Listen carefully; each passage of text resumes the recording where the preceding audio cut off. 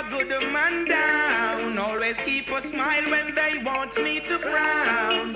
Keep the vibes. I didn't know we were at a rally. But Rashida, Julian, members of the UTECH Vision Group, members of the UTECH community, comrades and friends, good afternoon. I really want to first of all thank UTECH Visions for having organized this session here this afternoon. It is a afternoon with mixed emotions because today George Jermaine Mason, in fact we received the sad news, he used to train here and with the MVP club and lost his life tragically. And I guess it gives us a reminder of the great possibilities which all of us can manifest, but also of the temporariness of life and events. But the task this afternoon, I understand we're going to have a reasoning.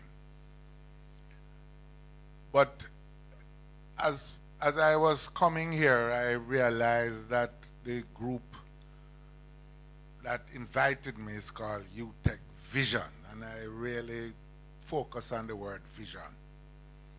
And I think that what I would like to do is really to share some ideas, some thoughts about the vision that certainly drives me, a vision that I think has had long duration in the country, and the vision that I think is a vision worth fighting for, a vision that potentially defines our future and a future for the country, a future worth fighting for on behalf of the country. I don't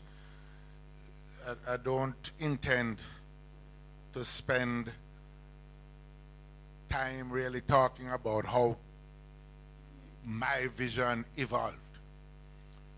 But quite frankly, I think while without dwelling on the past, we must realize, all of us, every single human being, every single Jamaican, must recognize that we are able to exist, to enjoy whatever it is we enjoy, to struggle whatever it is we struggle for, because there were generations who came before. Beginning with wherever you want to begin it, whether it is with Shamsharp or Bogle or Garvey or Manley or Buster or Michael Manley, we all are here because there was a struggle before us, an effort before ours, and a vision before ours. Now, the People's National Party and the vision that gave it birth was a vision that didn't begin with the People's National Party, but certainly took political expression in the modern period with the People's National Party. It was a vision of a Jamaica of equality,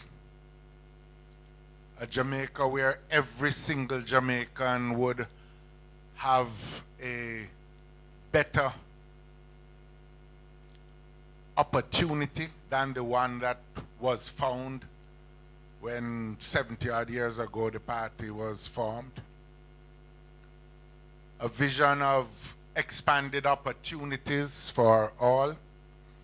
And indeed, it was a vision of a country where poverty would have been eliminated. There are those who say this is all impractical, airy-fairy, doesn't have anything to offer now. And it is true. It is true. that from the vantage point of many young people, look at a world where the future oftentimes seems grim and dim, where you have practical realities like meeting school fees, paying, in fact, if the news today is to be recognized and given regard, the payment of the government's commitment to pay 300 million over to the University of the West Indies and UTECH in order to prevent students being deregistered gives just one indication that there are many, many students who can't face the costs for fees, etc. The fact is that as much as we applaud this 300 million, there was no provision for it before. That's another question. And it is the real task of meeting those expenses would have been made worse by the fact that the same authorities have caused transport costs to go up because of the particular revenue package that was put in place, rents to go up because of the property tax impact, and all of these things. I mentioned that not to get into a debate about taxation, but just simply to say that the solutions that we seek are not momentary solutions born of finding a 300 million here or 100 million there, which quite frankly is going to be added to the amounts that are already owed to the institutions by the authorities.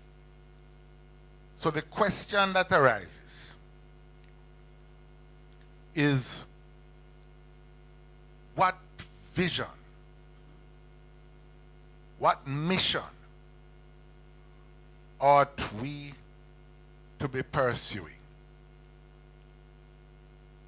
Many people say, and we are living in a period of heavy individualism. Every man says, boy, every man for himself and woman. And I don't really business with anybody else. Many people live by that.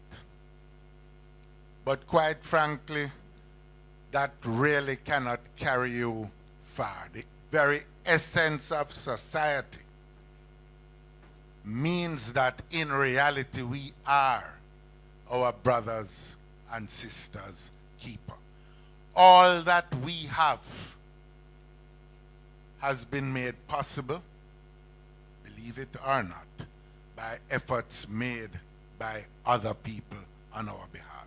The nature of society itself, and certainly our conviction as a political party, is that each individual has an obligation of necessity to the collective. We are here, I am here, I went to JC too. I went to JC because a political movement sought to open up educational opportunity. Prior to 1957, there were 12 scholarships for people without means to go to high school. 12. It started with 2,000, 1957. Today there are 40,000 places in secondary institutions. I'll say more about the education challenge. But that is because of the collective effort. All the policies, whether it is policies for better housing or access to land, better health care, all of that was made possible because of the collective effort. And we all know people can exist and because of antisocial attitudes, crime, violence, all of these things are issues. So my point is the need for a collective effort. Now, what is this vision? Because our challenge is really to complete a mission. Complete a mission that has been defined. Complete a mission that has been defined but which still leaves a lot to fulfill it. Equality. We are in a society which was defined by its very formation as a society with haves and have-nots. Without going into the history, that was the very essence of our past. Opportunities have opened up, but we still have today 20% of the population that is defined as being below the poverty line, 1 in 5. We still have today 700,000 people, approximately a quarter of the population, that are defined as squatters. We still have today an educational system that, quite frankly, despite all the efforts that I have described earlier, common entrance and what they call it, GSAT, we still have an educational system which is essentially a two-tiered educational system. That's why parents struggle so hard after GSAT to try and get, if your child got to school B, that they say is not a name brand school. They will fight tooth and nail to get you into the name brand school. Because for too many people, your life chances get settled at 12 or 11 years old, depending on which school you get to go to.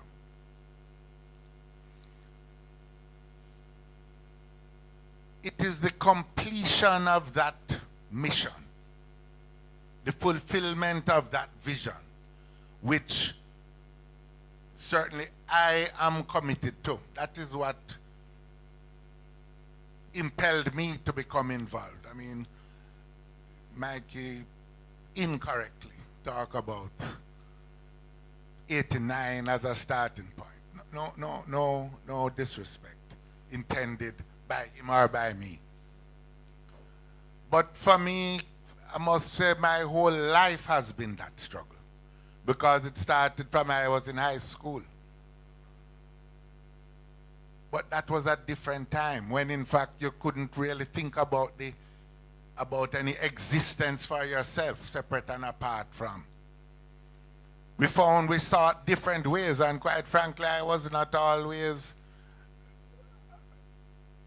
I was very critical in my years at university demonstrating, very critical of the then People's National Party. But we were in the struggle. And really, we were persuaded, I was persuaded, by Michael Manley and his generation, not in a personal discussion, but by what vision was set out, that the People's National Party was in fact the vehicle of that vision. But that mission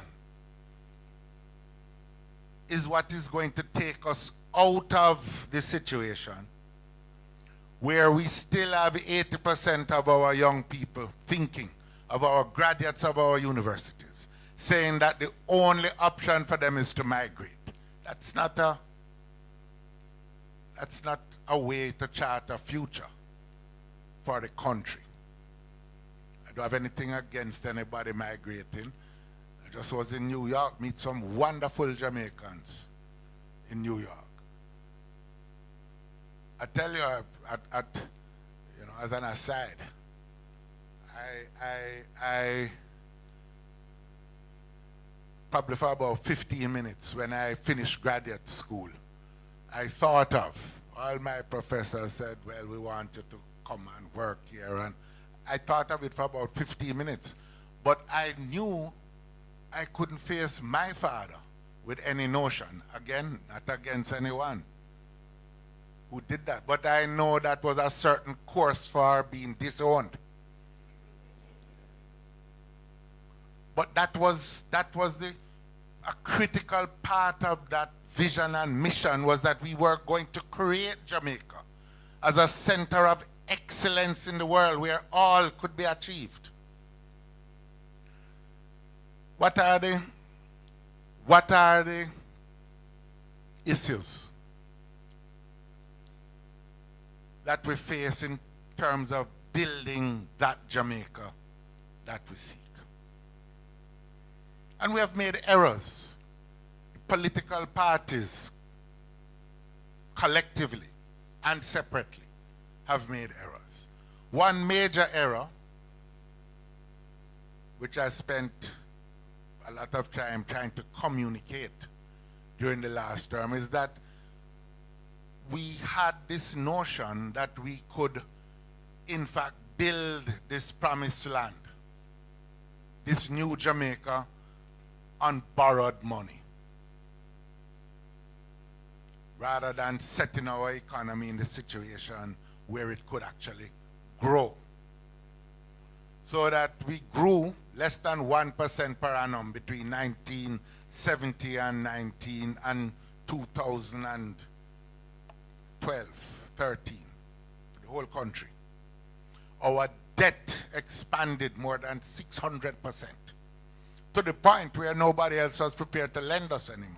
So lesson one is, let's create an economic environment that allows us to meet the objectives of more and more investment in the social services that the country needs. And you cannot borrow your way to prosperity, whether for a few or for many. Can't do it. Can't do it as an individual, and you cannot do it as a country. That is not to say that you never borrow, but you need to borrow to be productive, not just to spend. Simultaneously though, so we learned that lesson, that we have to run a sensible economic policy, and we had not done so. But we as an organization, as a party, believe that we have to do more. Simultaneously, we have to sustain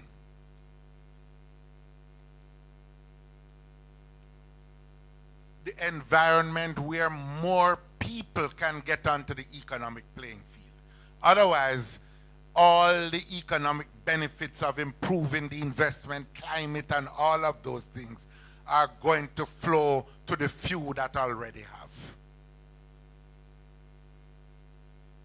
Because that is what the inheritance has been. That's what the social inheritance of the country and the economic inheritance of the country has been.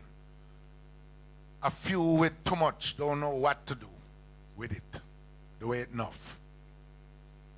And a vast majority either living below the poverty line or just on the edge.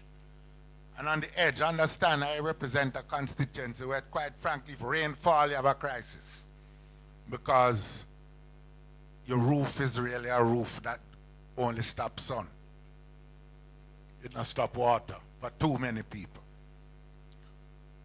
Where if your shoes bust off, is a big price. It's worse if you go to doctor and them say you need an x-ray. Because the hospital don't have x-ray machine where I work, oftentimes. And you can't afford it if you're going to the private place. That's the reality. That's a reality we need to put behind us as a country. Not to mention all the indignities that people go through every day when you line up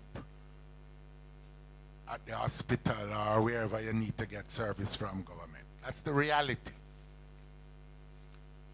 So we have to get more people on the playing field, which is why one of the things that we believe is essential is access to land, which is why we introduced, as almost the first act in my new position, to get a set of people to say, how can we solve this particular problem?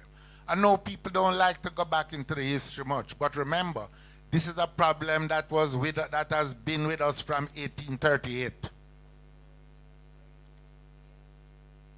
Because the compensation at the end of slavery, the economic compensation that the British provided, was for the people that had enslaved us, and the man who had been enslaved wasn't deemed as being deserving of any compensation. Didn't have anywhere to live, nowhere to go, and the problem persisted. So the problem of today's problem of squatting never begin with failures of independent governments, although the failure to solve it can be placed as part of our responsibility as a people. But it is a problem that began from the beginning, because when the formerly enslaved people left the plantation, they had nowhere to go. And they became called squatters. And so it is. You had some church people, that's what you call the Baptist-free villages. Some church people put together some money, buy something. Some of the people in the midst of that did that thing and bought money. But the vast majority of the people have been carrying this weight with them forever. Our job now is to solve it once and for all. We in our generation have to solve it. The land problem is a problem that is connected with residential living, particularly in our urban centers. Half of Lower St. Andrew, or more than half, live on places, families 30, 40 years, and still called squatters, and live every day with the frustration, the terror that somebody going to come up and say, this is mine. But giving access to the land, a title, creates a whole new stakeholder society,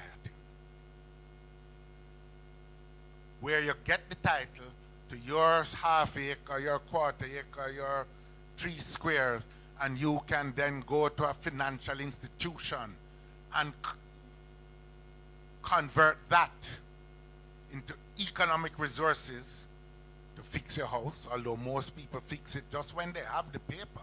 Not going to trade it in, but they can fix it because they know the structures are not permanent structures, different operation.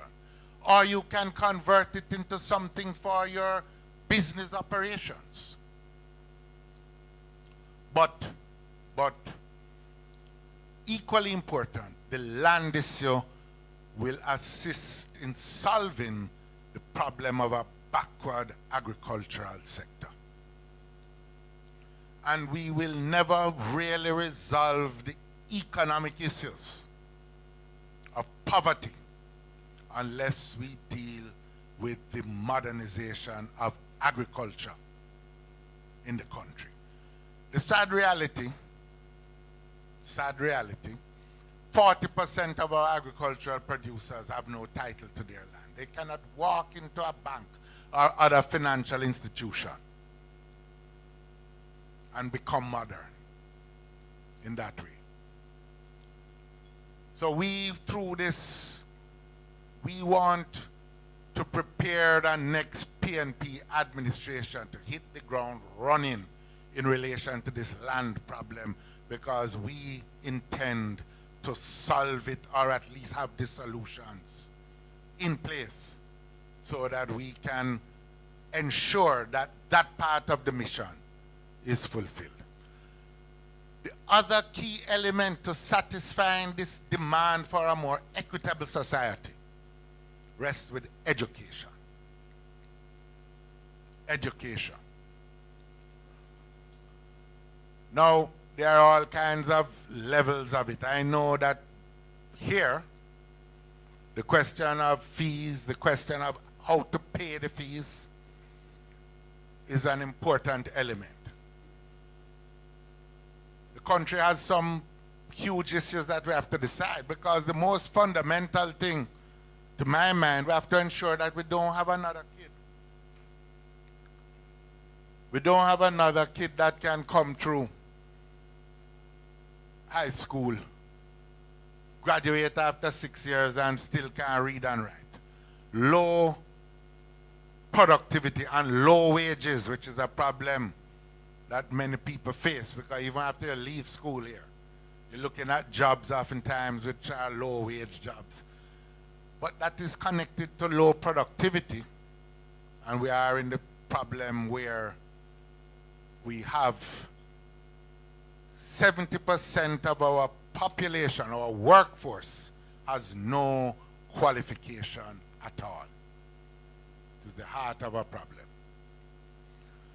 But we have to also look at the tertiary level thing. One thing that we did in the last administration was to dedicate 0.5% of education tax to the Student Loan Bureau. I don't know if they are continuing it, but I think we should up the resources and say even 1%, 1.5%, whatever it is. We have to make certain that the resources are inside the Student Loan Bureau, that access is improved along with lowering interest rates to ensure that we can satisfy all the demand that is there. I believe we also need to address issues like ensuring that your repayments are pegged to the kind of salary package that people get after school in the world of work. So you're not spending 80% of what you earn paying back a loan and can't live on the rest. But those are issues. But fundamentally, the big challenge, and we are in the process of identifying a set of educational experts to come and work with us on this. We have to ensure that we take away from parents and everybody else the trauma of this GSAT experience, where you fret depending on which school. Every child going to any school in Jamaica must be assured a basic minimum of high quality education in the country. We have to solve that. Finally, because I'm telling me I must sit down, and I'm going to sit down. To accomplish this vision of this better Jamaica, we need a better politics. We need a politics that is able to rebuild trust between people and the political leadership in the country.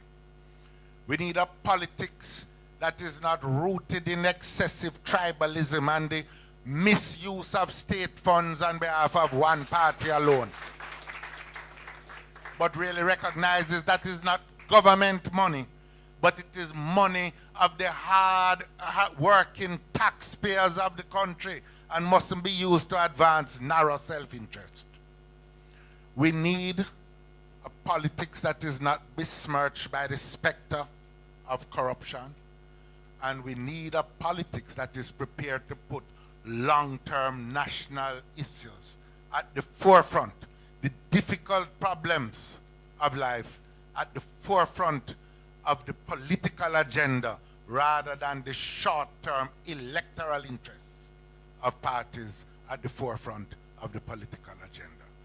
Those are my remarks. I was going to say opening, but the rest of the remarks are yours. So thank you very much. God bless you.